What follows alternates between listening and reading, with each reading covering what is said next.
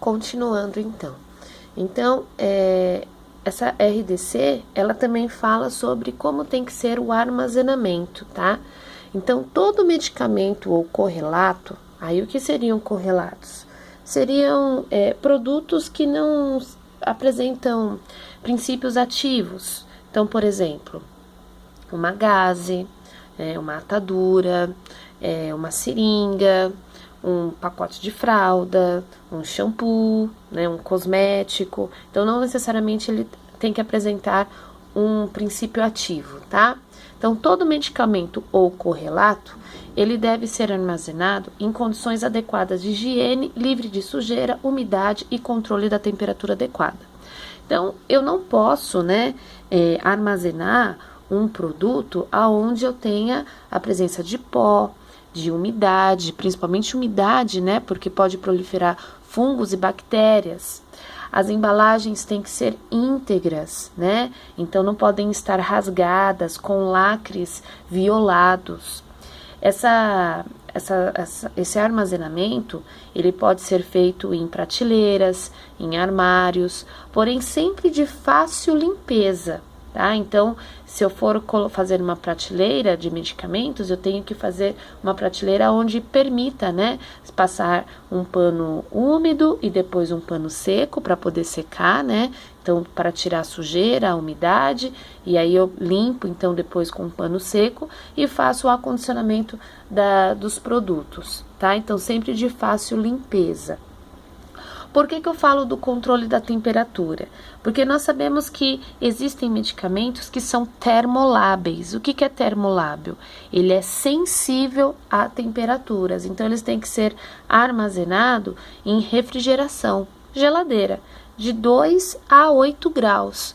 Por exemplo, as insulinas, né? Algumas pomadas oftálmicas, elas têm que ser armazenadas em geladeira. Tá? Então, sempre eu tenho que controlar a temperatura dessa geladeira.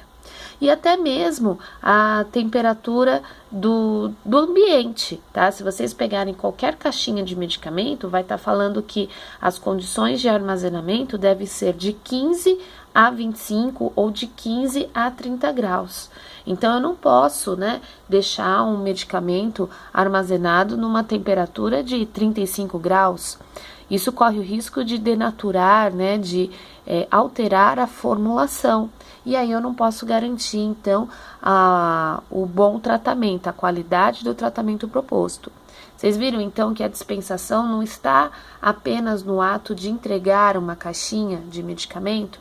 Existe todo um bastidor, desde o armazenamento, né? Para eu estar entregando aquela insulina para o paciente, eu estou garantindo que ela estava armazenada em condições corretas, né? Dentro da geladeira, com uma temperatura controlada de 2 a 8 graus. Se for menor que 2, ela vai estar congelada. Se for acima de 8, insulina é um hormônio, ela acaba quebrando a sua formulação. Então, como que eu vou entregar uma medicação que não foi acondicionada de forma correta para esse paciente? Ao fazer o uso, corre o risco de não desenvolver a ação terapêutica proposta, tá? Então, desde o armazenamento, eu tenho que tomar cuidado com isso.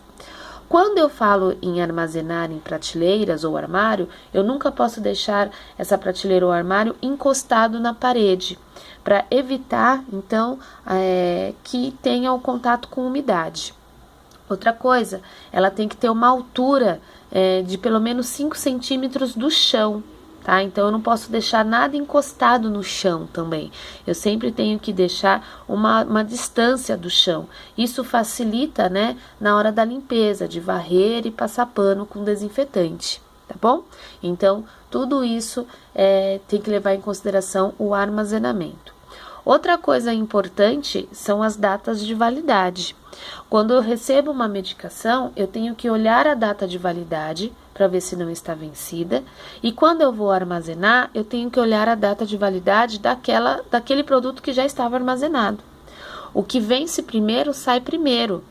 Não significa que o que veio primeiro, o que veio agora dessa distribuidora, eu vou ter que colocar lá no fundo, né? Eu tenho que olhar a data de validade.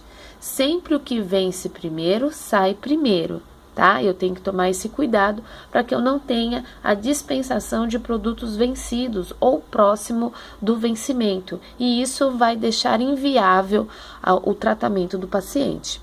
Vamos supor que ele tenha que fazer um tratamento por 2 meses e eu dispense uma medicação que vai vencer em 1 mês. Eu não posso fazer essa dispensação, tá? Olha a informação técnica importante que vocês têm agora na mão. Tá? Então, eu tenho que sempre olhar a data de validade. Não é uma coisa que ele vai consumir em 1 dia. É diferente, né, de você ir ao mercado e aí você olha lá um pão, por exemplo, um pão de forma, e você vê que ele vai vencer no final do mês. Ah, mas em 10 dias eu consumo esse pão. Então, olha só, você vai estar fazendo o consumo antes do vencimento. Coisa que medicamento a gente não pode trabalhar dessa maneira, né? Então, sempre o estabelecimento, seja a farmácia, seja a UBS, seja a drogaria, ela tem que estar sempre de olho na data de validade. E produtos que estejam próximo dessa validade, de expirar esse tempo de validação, ela tem que ser monitorada para que não seja dispensada e acaba dificultando ou impossibilitando a posologia, o tempo de tratamento do paciente, tá? Então, tudo isso está descrito na RDC 44, tá? Por falar em dispensação, olha só, esse é mais um trecho que eu extraí da RDC. Então, fala sobre a dispensação sobre receituário. Nós já vimos os cuidados dos receituários na portaria 344, né? Todas as observações. Então, aqui nesse artigo 44 da RDC 44, é um artigo famoso e fácil de decorar, né? Porque é o artigo 44 da RDC 44 de 2009. Então, o que ela fala? Ela fala sobre a dispensação de produtos mediante receituário. Então, a primeira coisa, eu tenho que, né, verificar se essa receita é legítima, né? Não é uma receita falsa. Como que eu faço isso? Verificando, né, aonde que ela foi emitida. Então, se é de uma clínica, se é de um consultório, se é de um posto, né, de uma UBS, de uma AMA. Então, tem que ter as informações do emissor, tá? Esse receituário não pode ser rasurado, não pode ter nenhum tipo de rasura, rabisco, né, risco passando por cima, nada disso. Tem que ser um receituário íntegro, tá? Tem que ter sempre a identificação do usuário. Eu comentei com vocês, né, que a gente sempre tem que olhar, né, o receituário. Então, tá lá o nome, Maria Aparecida. Então, eu sempre vou verificar com o paciente. Maria Aparecida? Sim, sou eu. É minha mãe, é minha tia, é minha avó, é minha filha, tá? Então, a gente sempre tem que ter a identificação do paciente. A identificação do medicamento, né? Então, lembram lá as informações que eu passei para vocês do medicamento? Onde tem que ter o nome do medicamento, seja ele nome comercial ou nome do princípio ativo, a concentração, né? Então, se é de 10 miligramas, 20 miligramas, 5 miligramas, 10 miligramas, 1 grama, a dosagem que vai ser dispensada, né? Então, a concentração e a dosagem acabam sendo a mesma definição. Qual é a forma farmacêutica? Se é em comprimido, se é em xarope, se é injetável, se é pomada, se é creme, se é gel. E qual é a quantidade, né? Eu tenho que saber qual é o período de duração desse tempo do tratamento. Se vai ser um comprimido de 8 em 8 horas por 5 dias, 10 ml de 12 em 12 horas por 7 dias, uma ampola intramuscular uma vez na semana, né? Então, eu tenho que saber a quantidade que eu vou ser dispensado, né? Isso já entra aqui, né, no modo de usar a posologia. Como que eu vou usar esse medicamento? Eu tenho que instruir o paciente, né? O senhor vai tomar um comprimido a cada 8 horas por 10 dias, por exemplo. O local, né? Então, a gente sabe que tem alguns receituários que eles têm... podem ser dispensados de forma federal, ou seja, em qualquer cidade ou estado do país, ou aqueles receituários que só podem ser dispensados dentro do próprio estado. Então, a gente tem que tomar cuidado com isso, essas observações. A data, porque todo receituário tem validade, lembrando que os receituários da portaria 344 têm validade de 30 dias, medicamentos que são dispensados pela farmácia popular têm validade de 6 meses, Antibióticos têm validade de 10 dias, anticoncepcionais têm validade de 1 ano, então a gente sempre tem que ter a data de emissão para que a gente controle a validade do receituário, tá? Assinatura e carimbo, nome legível do médico prescritor. Lembrando que não necessariamente tem que ser médico, né? Eu posso ter dentistas e veterinários também que podem prescrever, mas sempre tem que estar datado, assinado e carimbado, tá bom? E em caso de qualquer tipo de dúvida sobre o nome do medicamento, a posologia ou a dosagem, nós temos o direito de poder entrar em contato com esse prescritor e esclarecer as informações, tá? Isso a gente pode entrar em contato via telefone ou então a gente faz uma observação no verso do receituário e pede para que o paciente retorne ao médico, tá? Ao prescritor, informando que aquela dosagem não existe e que ele se equivocou, então a gente relata quais são as dosagens ali existentes para que ele possa prescrever novamente, tá? Então, isso está no artigo 44 da RDC 44, tá bom? O que eu tenho que levar em consideração, então? Eu posso dispensar qualquer medicamento? Pode, desde que siga a legislação vigente, né? Então, por exemplo, autosserviço. Muitas drogarias apresentam a disposição de alguns medicamentos ali no autosserviço, tá? Esses medicamentos, eles têm que ser isentos de prescrição médica, ou seja, eles não podem ser tarjados. Nós falamos que esses medicamentos, eles são MIP, medicamento isento de prescrição. Então, são aqueles medicamentos geralmente encartelados, né? Dorflex, dipirona, Epocler, sal de fruta, Advil, coristina, Novalgina, né? Esses são os medicamentos que podem estar acesso direto para o público. Porém, não é porque ele está ali no autosserviço que nós não devemos prestar assistência farmacêutica, né? Uma atenção farmacêutica ali. Por quê? Nem todo paciente pode tomar Epocler, por exemplo, tá?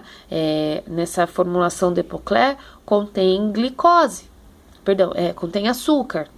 E aí, isso pode ser prejudicial ao paciente com diabetes. Nem todo paciente pode tomar Dorflex. Na formulação tem dipirona. Existem pacientes que têm alergia à dipirona. Tá? Então, sempre quando for fazer a dispensação de um produto do autosserviço, nós, da área técnica, temos que orientar o paciente. Desculpa, quem vai fazer o uso desse Dorflex? Ah, sou eu. Você tem alergia à dipirona? Não, não tenho, já tomei outras vezes. Ok.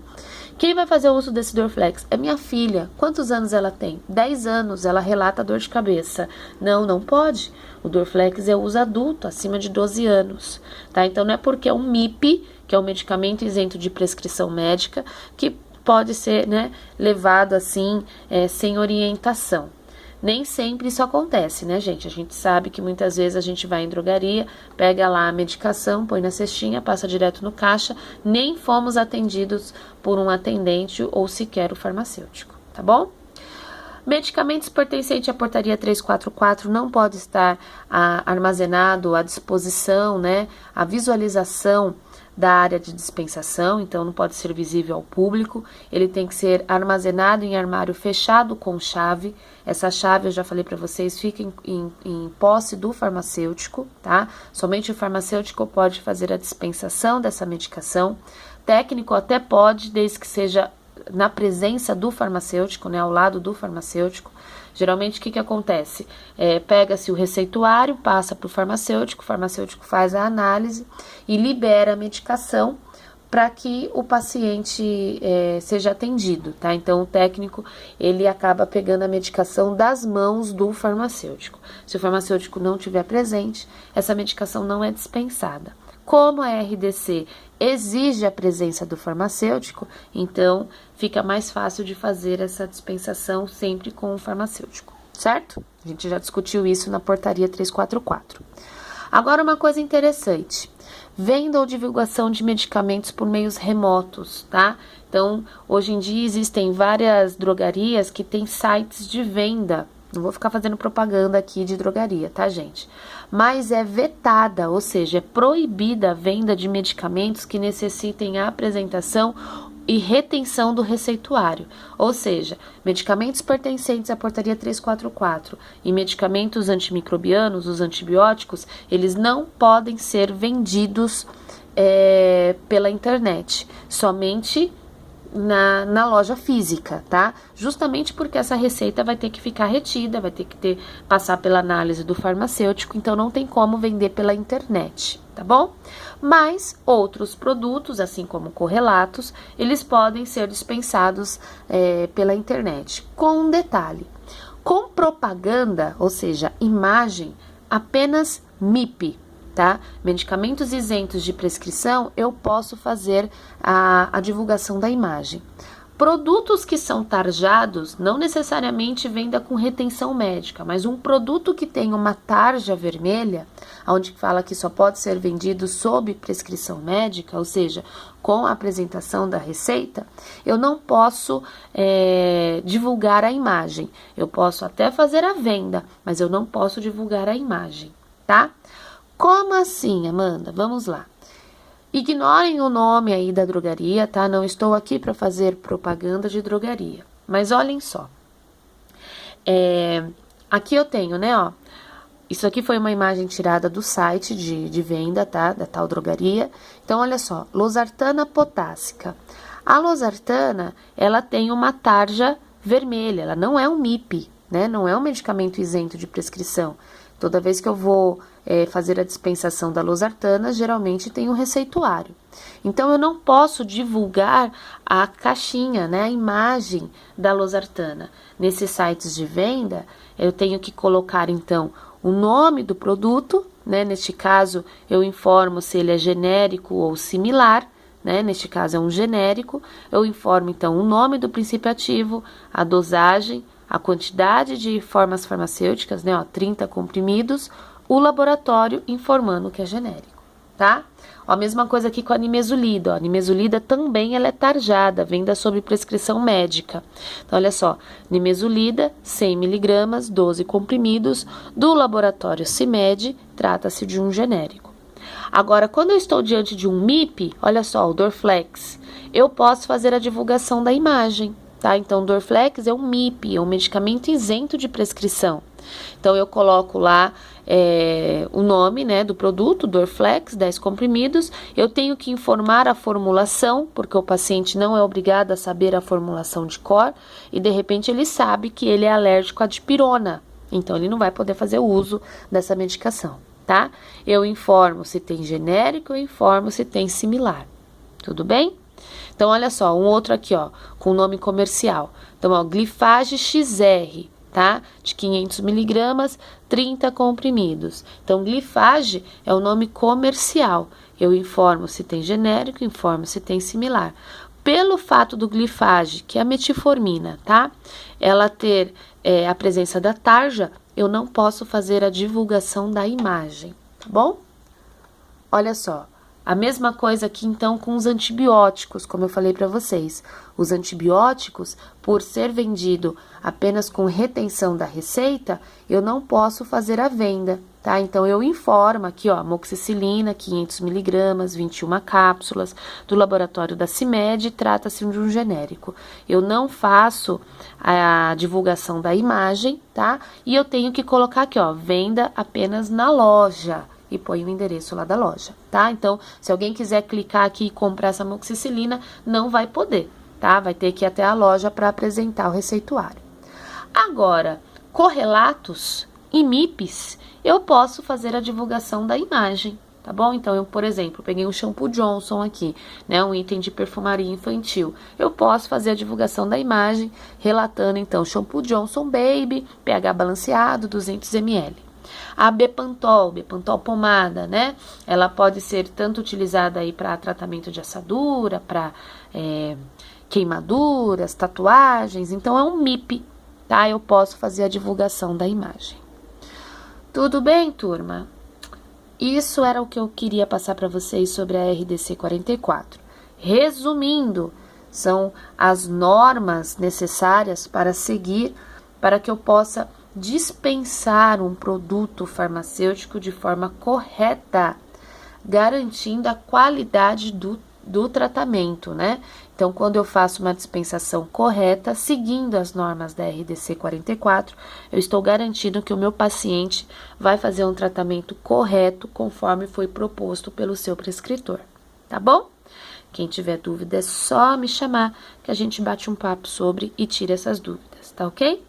Muito obrigado pela atenção, turma. Até a próxima aula. Beijos. Tchau, tchau.